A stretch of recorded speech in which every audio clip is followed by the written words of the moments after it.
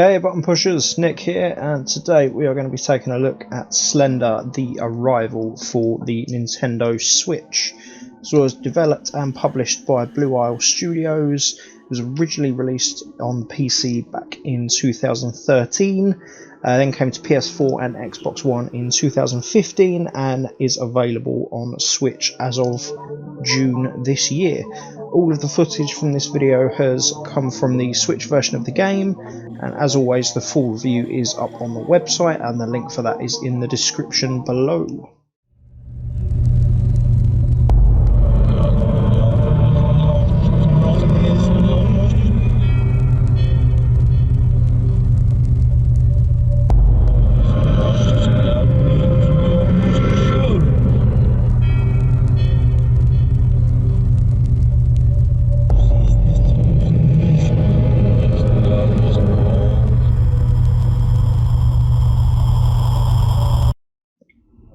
The story of The Arrival is a weird one, and after playing through the game I'm still not 100% sure I understood what the point was entirely.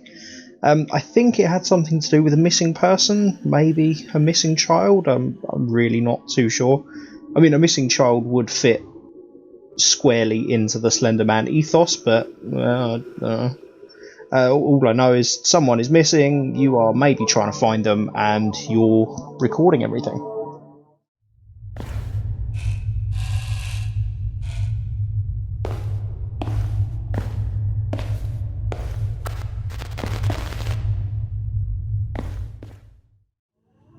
The game starts off with you pulling up down the road from a house and wandering inside as it starts to get dark, meaning that a lot of the time you are going to be fumbling around in the dark until you manage to find yourself a flashlight. Even then, there's still quite a lot of fumbling around in the dark. You investigate the abandoned house where something bad has clearly happened, you hear a scream from outside, and then in true horror style you decide to go and investigate all by yourself, because of course you do.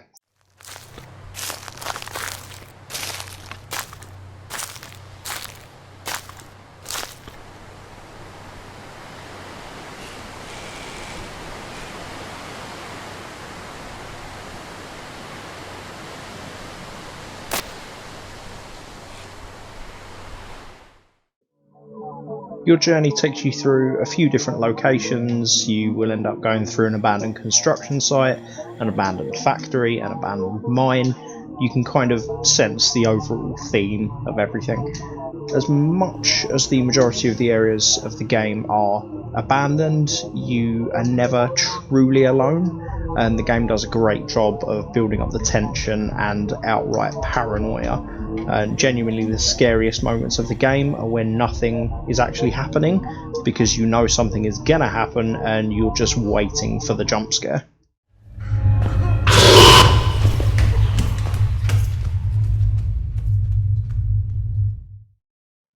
The game is billed as a survival horror game, and while I can't begin to deny the horror aspect of it, I don't really feel like the word survival belongs there. I mean, sure, the key thing is to stay alive, but by that logic, Fortnite is a survival game, and Fortnite has never been described by anybody as a survival game. The objectives you're faced with change depending on which chapter you're playing. Some of them are focused purely around exploring a particular area, whereas other areas will need you to find a certain amount of things or activate a certain number of objects before you can move on. And while this seems straightforward in principle, there's two issues. First of all, some of the areas are pretty large, so you have to really hunt for some things. The second issue is the fact that there's always the danger of a lurking Slender Man, as he can appear at any moment, and shockingly, you're not supposed to get too near him.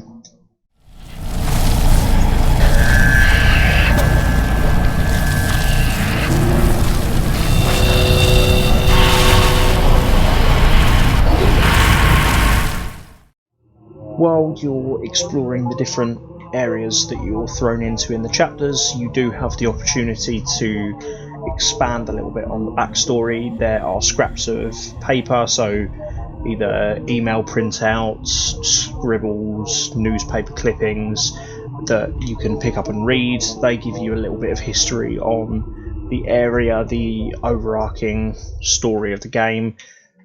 Still, nothing's overly clear about what relates to you and what you're currently doing, or what is just a little bit of history, but still it adds a little bit of depth to the game that it kind of needed. The two main dangers of the game world are obviously Slender Man, who starts the game by watching you from a distance. He doesn't pose too much of a threat at this time, apart from just being creepy as balls.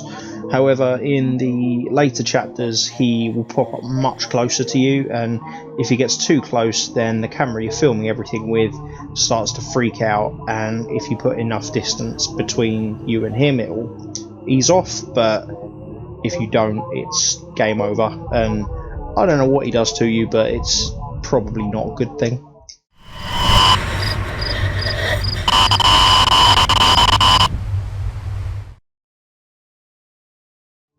The second danger that you're going to face off against is something that may or may not be human. They will occasionally pop out of the dark and attack you within certain chapters, and you've got no real way of defending yourself other than your flashlight, and even then that's only going to slow them down temporarily. If you do see one of these guys pop up, then you just need to focus your flashlight on them to stun them, which will just allow you to run as fast and as far as you can. You just need to hope that you don't run into Slender Man while you're doing that, because that's not a good thing. Just to really make things that extra level of weird, there's also a couple of flashback style chapters in the game. One of them you, I think, play as a toddler, because the objective of that chapter is just, you're young, go and explore the world, which is unsettling.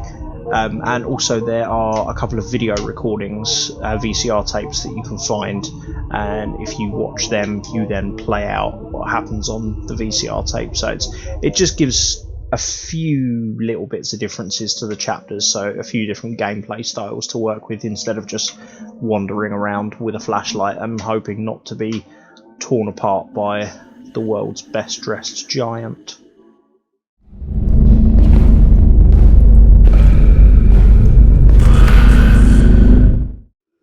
And that, ladies and gentlemen, is Slender the Arrival. So with the release on Switch, this is now available on all of the main platforms, so PC, PS4, Xbox One and Switch. All of the footage from this video has come from the Switch version of the game. The full review is up on the website and the link is in the description below. Thank you very much for watching. Subscribe to the channel for more gaming videos, and until next time, hit the music.